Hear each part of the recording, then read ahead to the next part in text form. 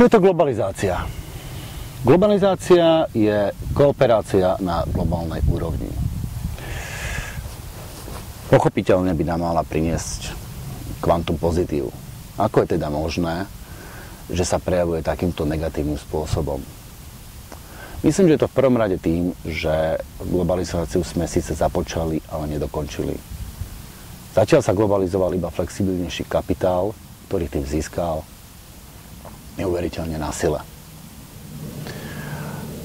Globálnemu kapitálu sa dnes dokáže postaviť iba globálne ľudstvo. Musíme sa preto urýchlene začať globalizovať, či už ako voliči, zamestnanci alebo spotrebitelia.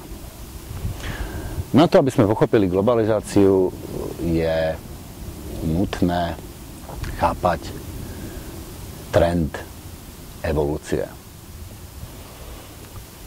Jednotlivé organizmy kooperujú na stále vyššej úrovne, napríklad mitochondrie.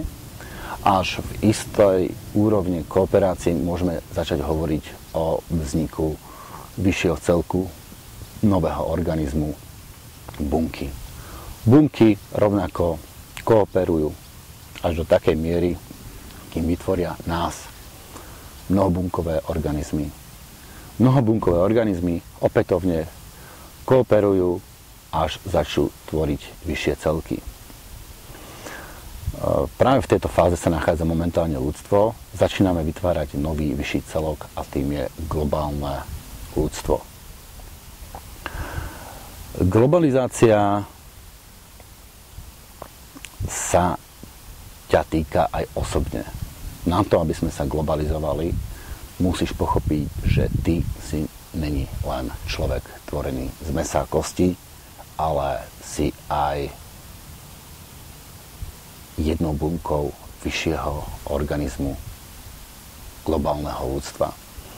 Pokiaľ sa s touto myšlienkou stotožníš, táto myšlienka, tento uhol pohľadu ti bude brániť zabiť alebo okradnúť blížneho svojho. Zabiť človeka z vyššieho pohľadu sa rovná sebevražde. Zabíjaš bunku toho istého organizmu. Pokiaľ sa stotožňuješ s tým, čo sa tu snažím vysvetliť, povedať, prosím ťa, šír túto informáciu ďalej tak rýchlo, ako je možné, aby sme sa stihli globalizovať prv, než sa navzájom vyzabíjame. Ďakujem za pozornosť.